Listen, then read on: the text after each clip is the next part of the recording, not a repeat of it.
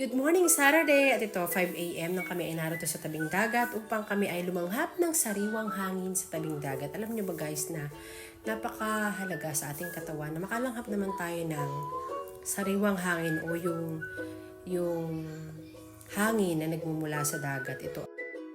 So, hindi nga ganun kaganda yung panahon kasi parang medyo maluom. Tapos, nung punta namin dyan, medyo tumatagi-tagiti pa.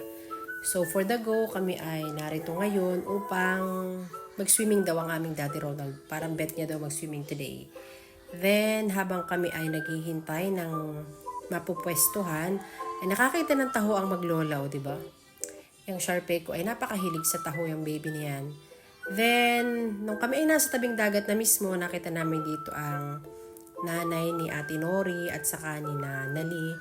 So, for the kwentuhan muna tayo sa kanila. Then, pina-experience naman nila sa akin ang kanilang magandang sasakyan, o diba?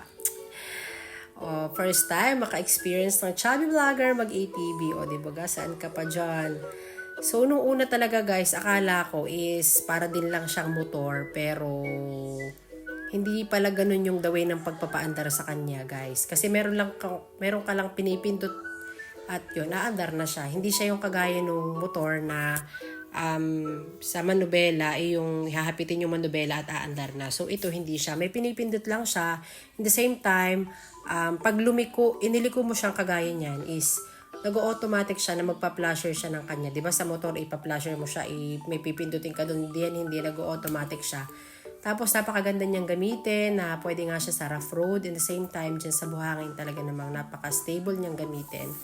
Sa mga hindi marunong magmotor, I advise na ito yung bilhin nyo at talaga namang maganda siyang gamitin actually. So lalo sa mga senior. So yon.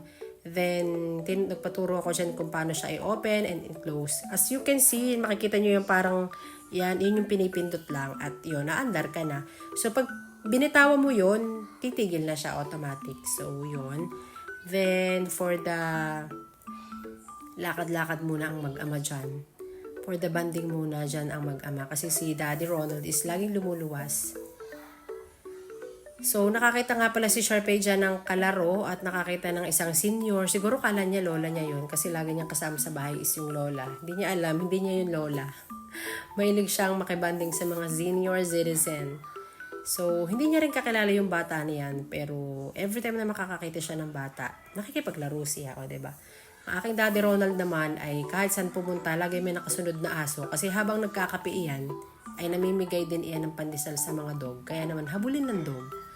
So, habang narito kami is for the kwentuhan muna ang mga senior citizens sa kanilang mga buhay-buhay, sa mga life and everything.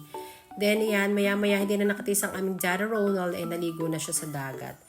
Sabi niya ay maligo daw kami kasi medyo warm yung water. So, hindi ako masyadong prepared. Hindi ako nakapagdala ng aking outfit for today. Kaya hindi ako nakapaligo. So, yung mag-ama na lang muna ang naligo for today. At talaga namang happy si Sharpei every time na kami ay magsuswimming. So, yun lang. Just wanna share to you. Thanks for watching. Babushki!